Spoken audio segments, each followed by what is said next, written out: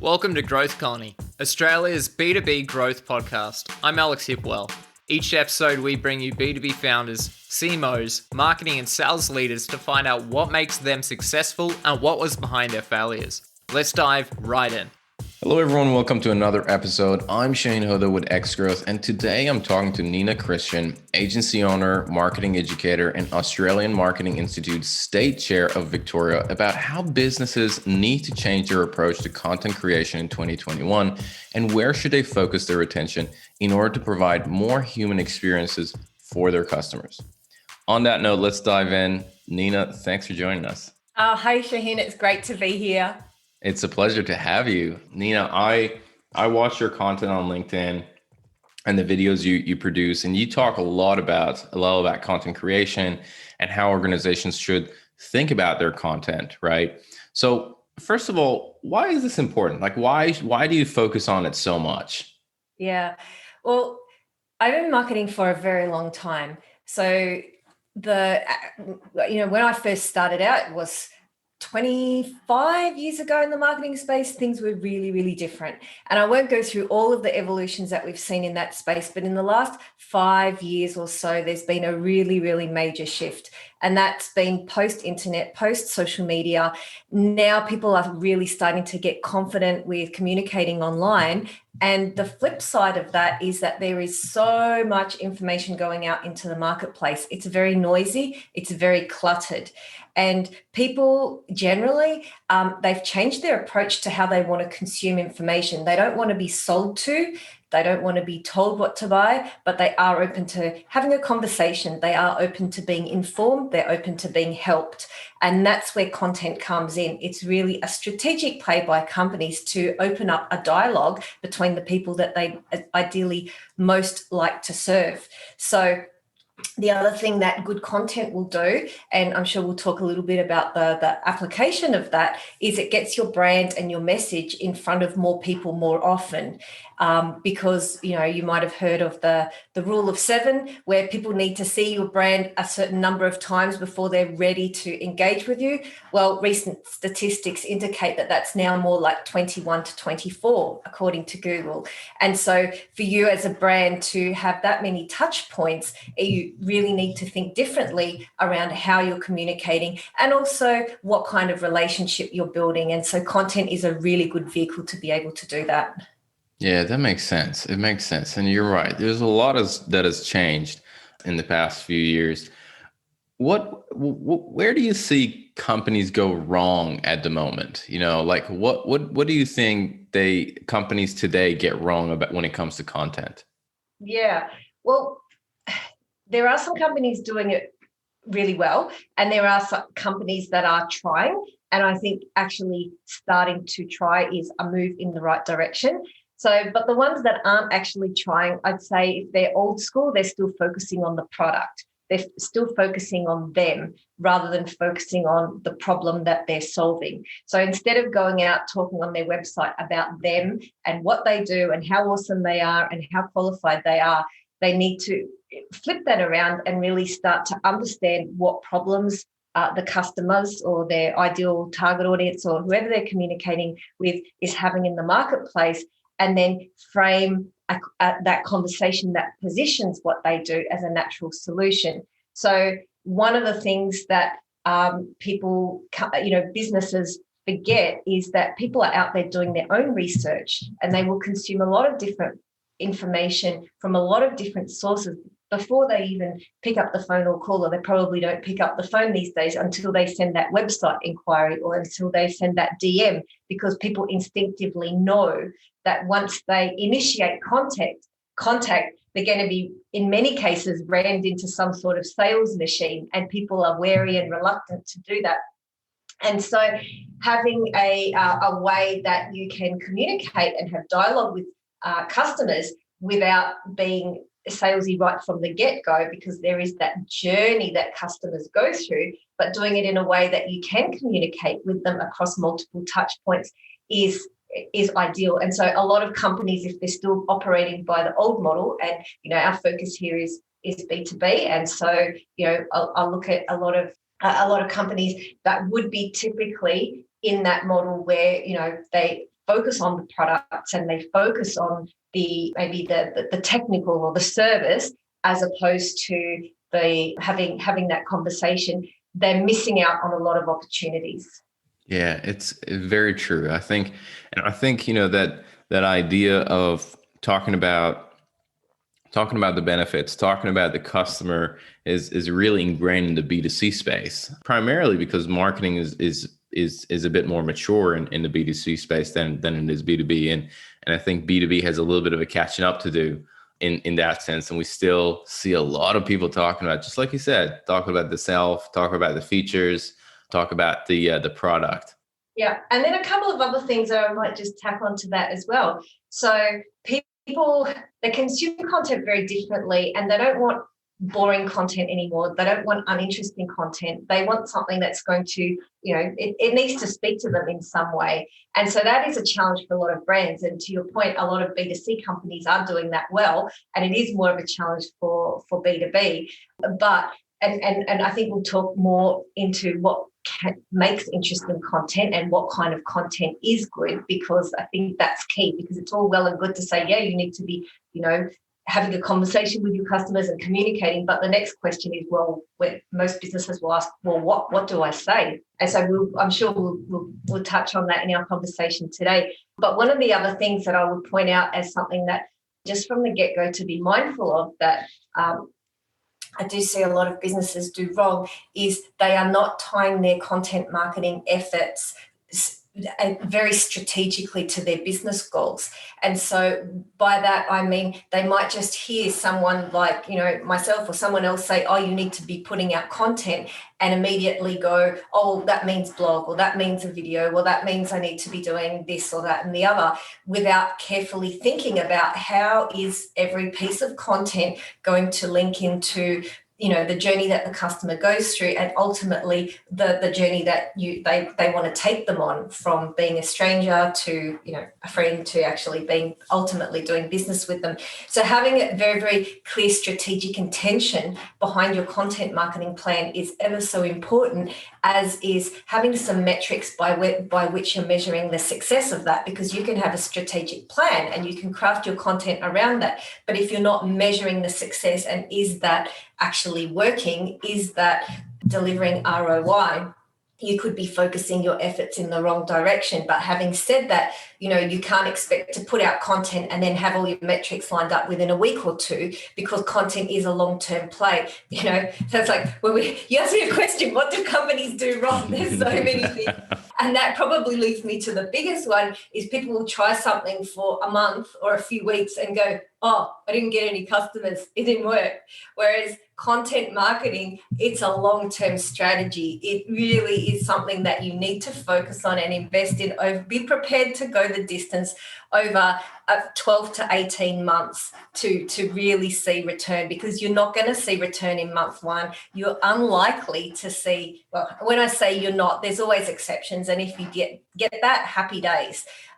And there are obviously things that you can do to be surprised, but you have to be prepared, to put in an effort of a minimum of 3 months before you even start seeing those little seedlings. I often liken it to, people who plant crops or planting a tree, and, with the content being like the seed, you're putting it out there, but you just have to keep nurturing it. You have to keep watering it, and you don't necessarily see something right immediately, but that doesn't mean that it's not sprouting, that it's not growing under the surface. And then eventually, after maybe a shorter amount of time, you see this tiny little thing coming out, but that's not indicative of all that it's going to be. It's just starting, but you still need to keep on going, nurture it, feed it, make sure it's getting what it needs. And as you consistently do that, ultimately it goes into a plant and into a tree, and then it will perpetually bear fruit of its own. And that's what content does.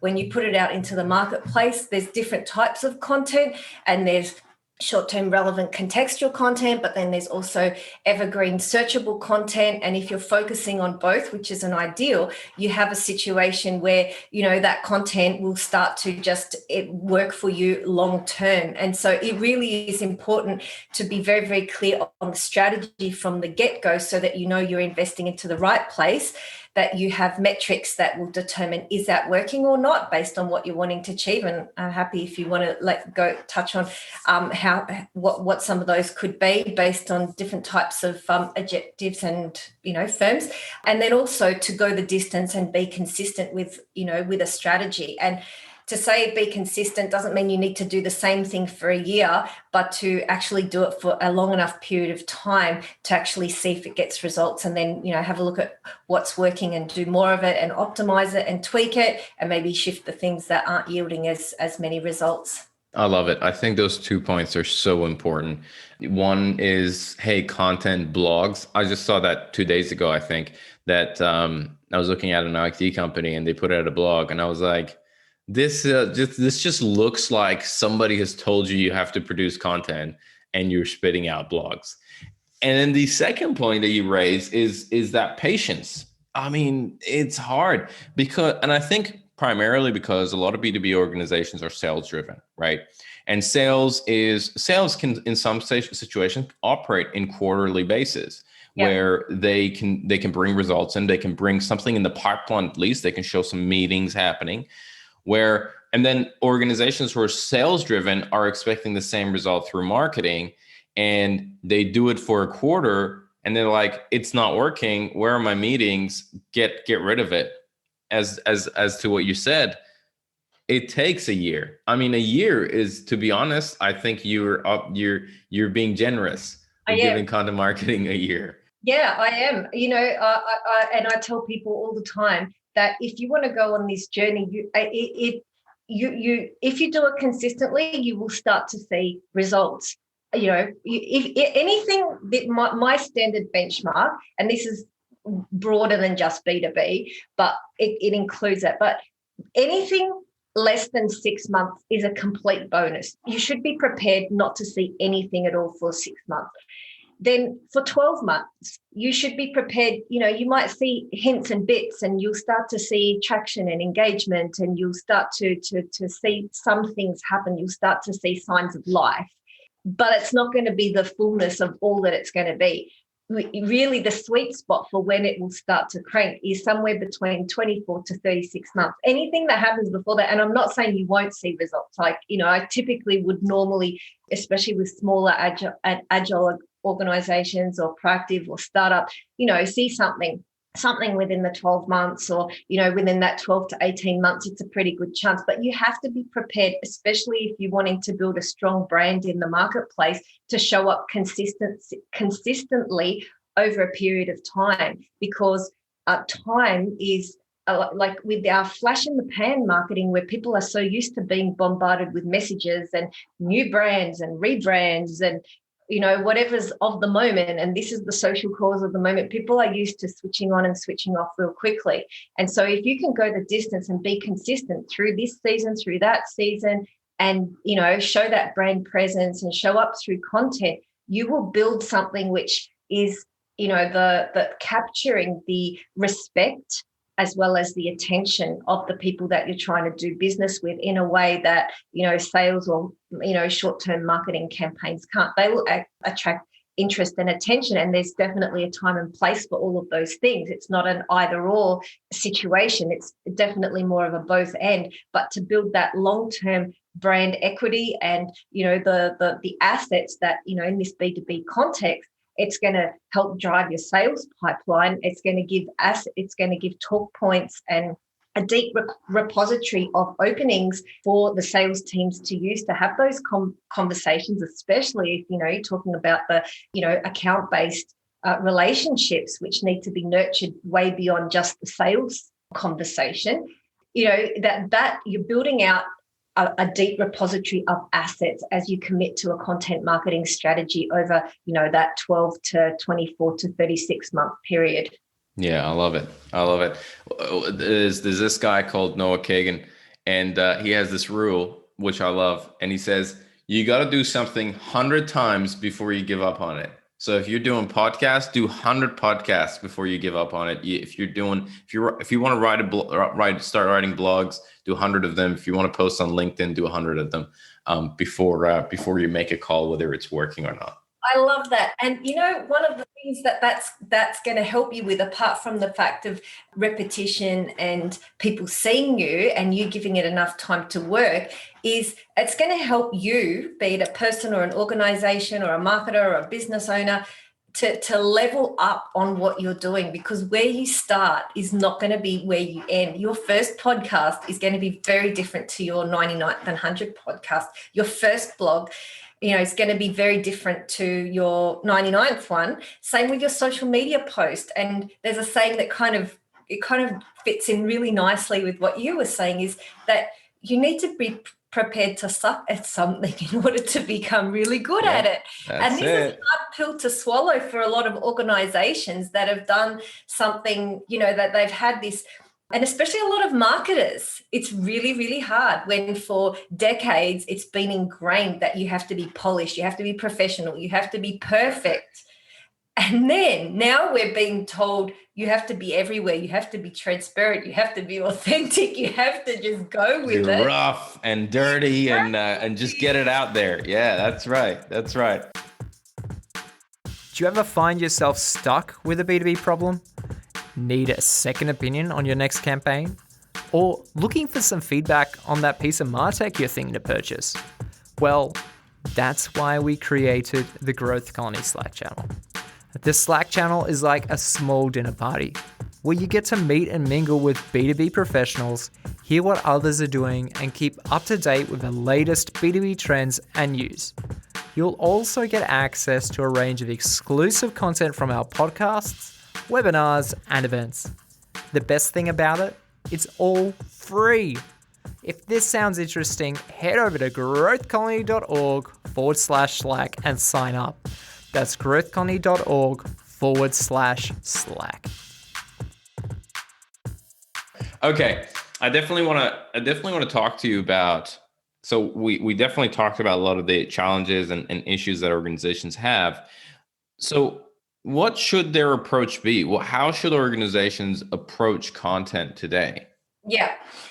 So one of the things that I would think about is, so I want to try and keep this really practical and actionable, as opposed to very just, nebulous, high-level concepts. And there will be a bit of that. And we did talk about that a bit before when we talked about strategy. And so before, going into some tacticals, I'll just reiterate that it's really important to understand what is the end goal of what you're wanting your content to achieve. Are you wanting to build a brand and be seen as the number one and dominate that space? Are you wanting to have sales conversations? Are you wanting to build a large customer base? Are you wanting to increase the lifetime value of your customers?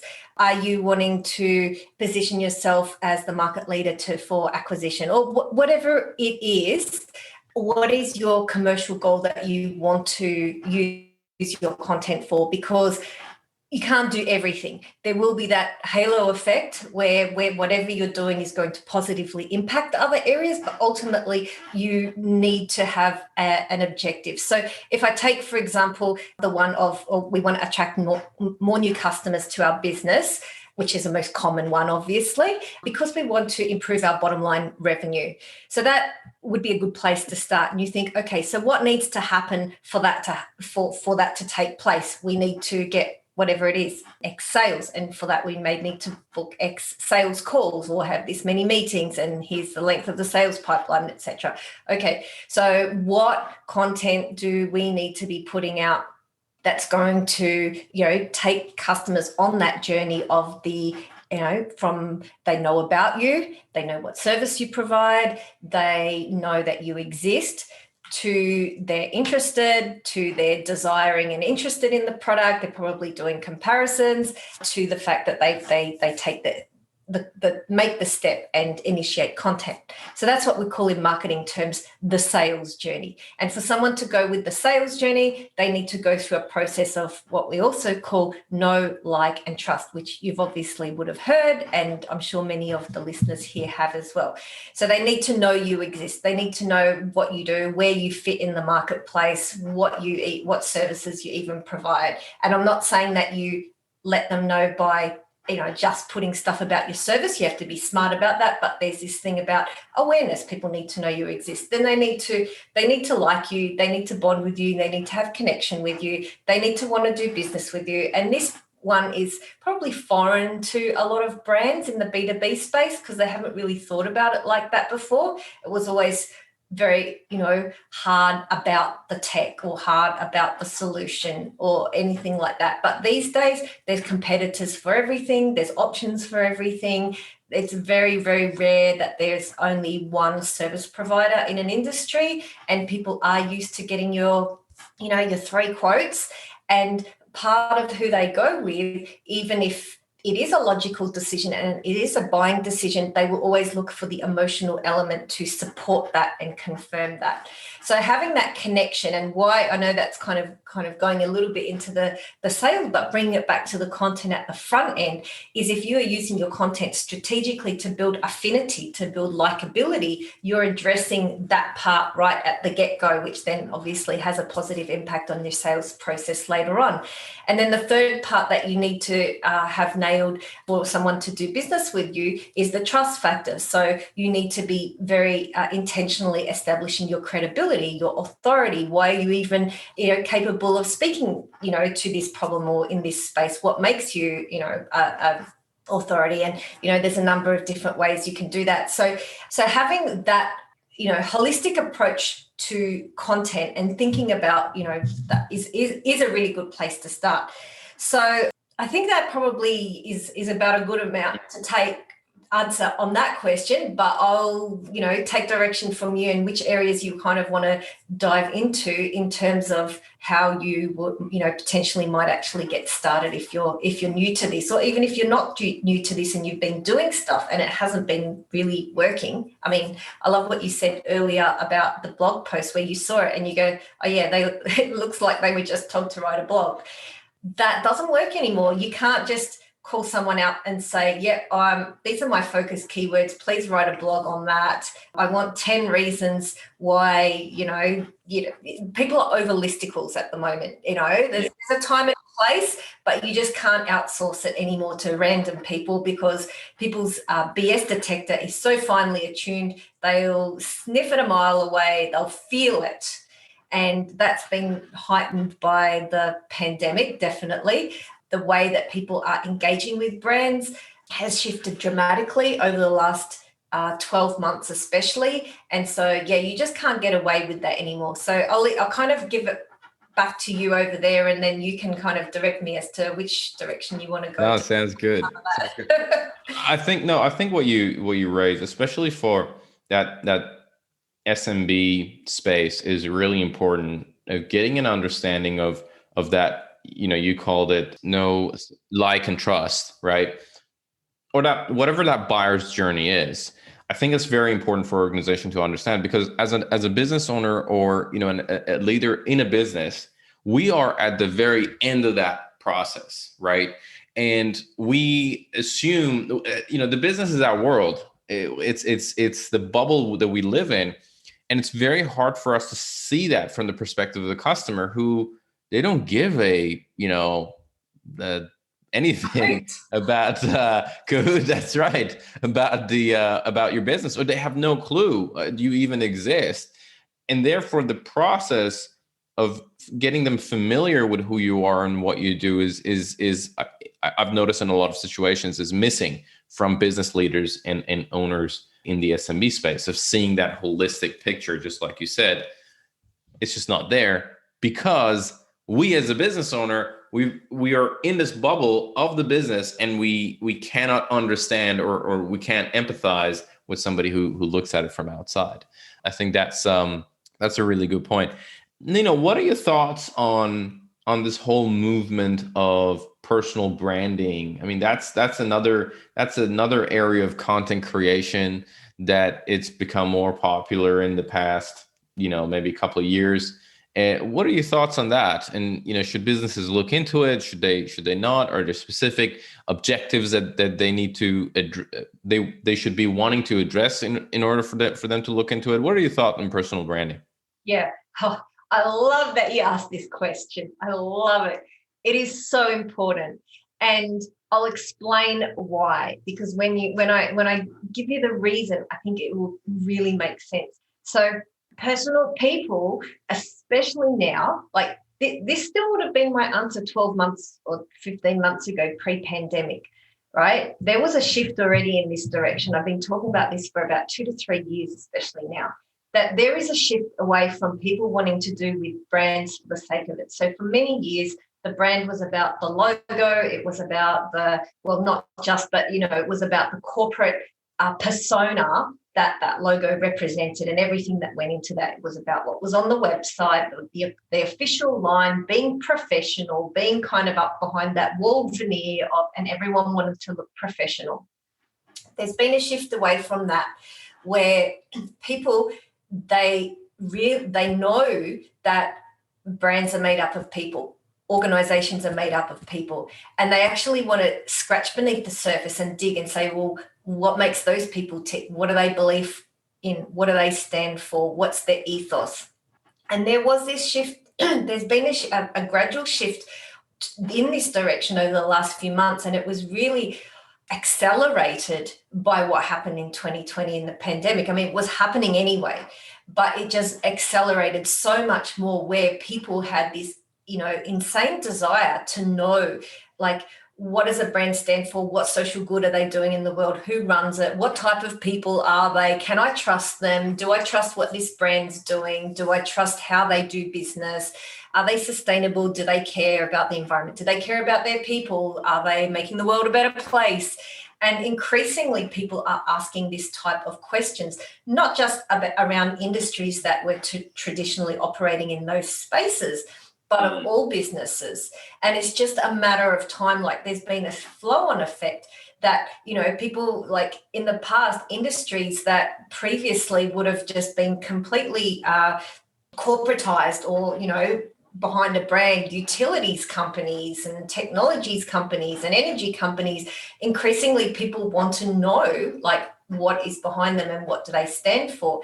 And there is also a deep understanding that you're not just dealing with, and trying to link this really specifically to a B2B context, you're not just dealing with a company, you're dealing with people, and what are those people like? And so for people are not going to so much bond with a brand now. They're going to bond with the founder of a brand. They're going to bond with the brand's story. They're going to bond with the brand's ethos. And those things come predominantly through personal brands.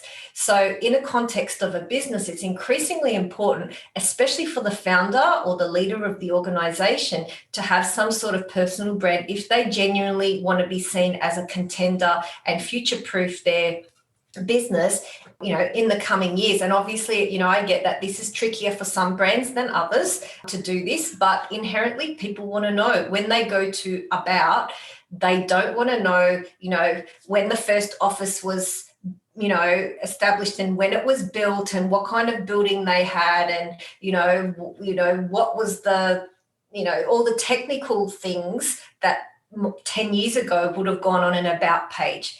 What they want now is a story. Why does this company exist?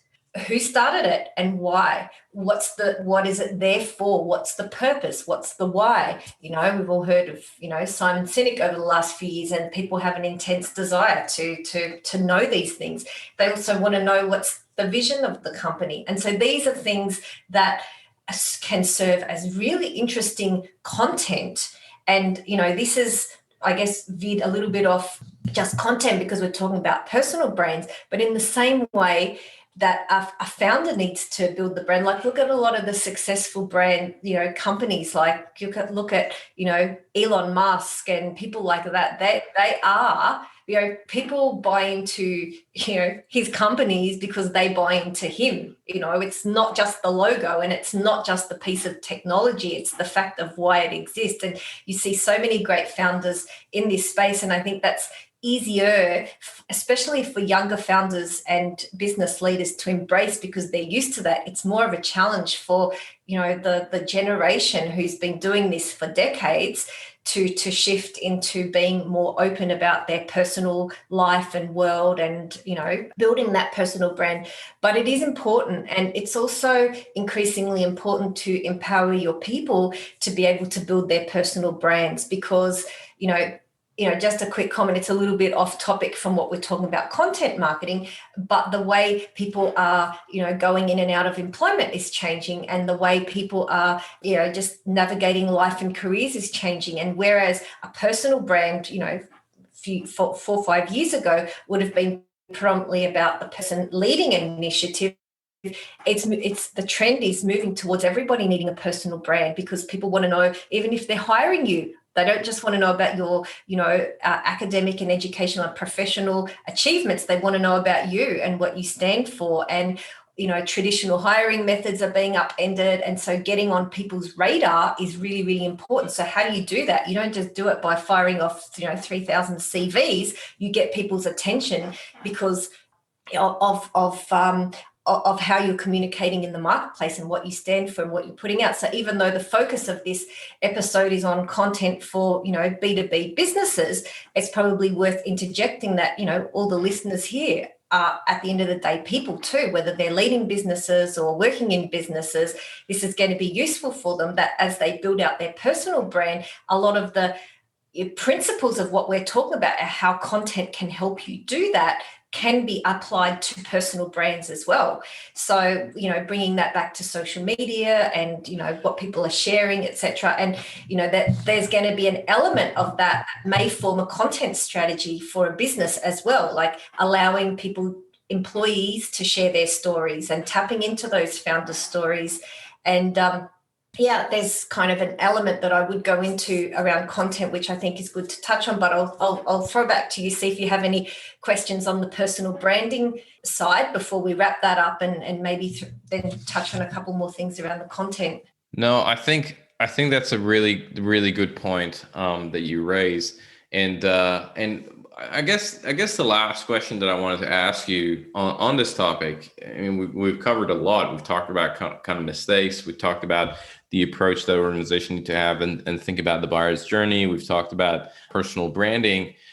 What are some of the examples that you can think that companies are doing really well when it comes to marketing in the B2B space? Yeah, absolutely.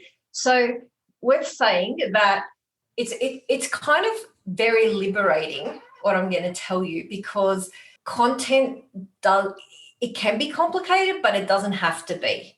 And there is a massive trend towards micro content at the moment. There's a lot of studies that talk about people wanting short, snackable pieces, not really, really long, the days of the white paper and the, exhaustive thing. There's still a time and place for it, but that's further into the journey, especially in the B2B space.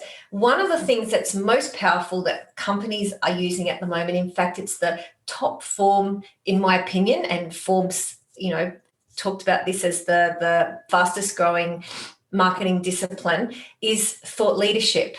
And companies that are doing content marketing really, really well are tapping into thought leadership and using that as a vehicle, because it does a few things. It really does encapsulate this know, like, and trust. It's like an all-in-one for that, because you can, let people know about your expertise and credibility and all of that. You're delivering massive value. You're building connection and affinity. You can do it in a way that builds rapport, and you're also building that authority in there as well. So thought leadership is really, really powerful. And I would encourage anyone who is looking to, especially in the B2B space, build a brand, whether it's a large enterprise, whether it's a small business, or whether it's just even someone on their own.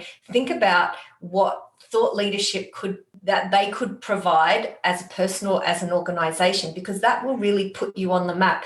And the thing about thought leadership is it doesn't have to be big and scary. Like I said, studies show that content that can be consumed in a couple of minutes is doing way better, especially at the top of funnel. So when people are just getting to know you stage, that is doing much better.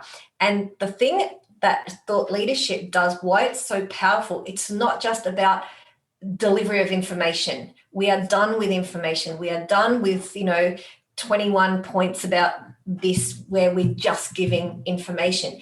What the most powerful thought leadership does is it evokes transformation.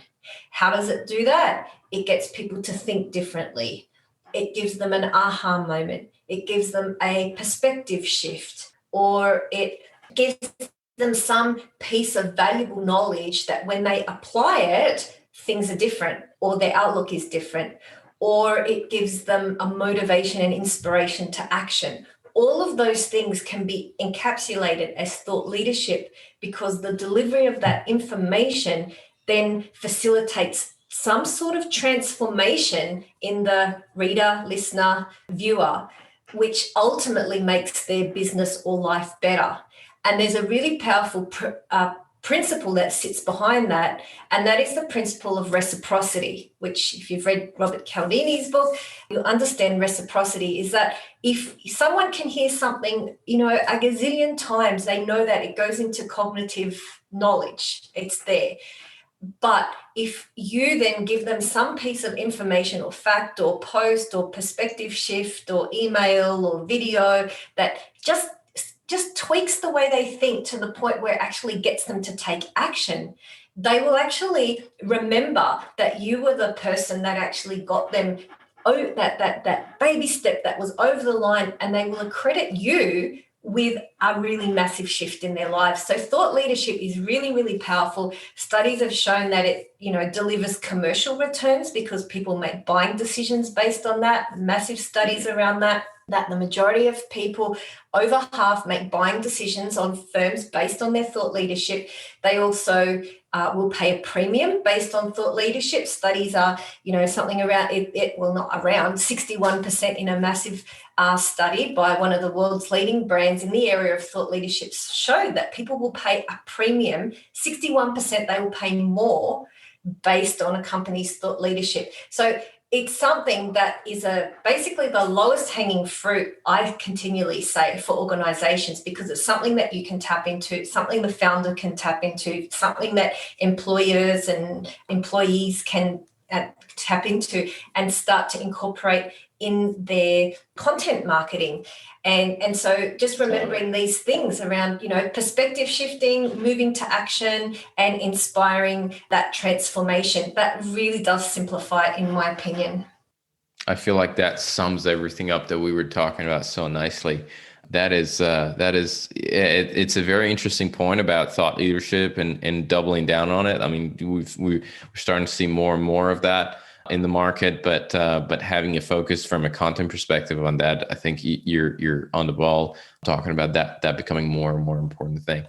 Well, Nina, this has been an amazing conversation. I really enjoyed our chat. Is there any last points that maybe I didn't cover that you think it will be valuable to touch on before we wrap up? Yes. Content marketing can be overwhelming when you're just starting from ground zero, or when you've realized that you haven't been doing it right and you need to overhaul it. Don't shoot for the stars right when you begin. Just do something and do it consistently. Consistency trumps everything else, because once you're doing something consistently, it's really easy to add, tweak, change, move direction.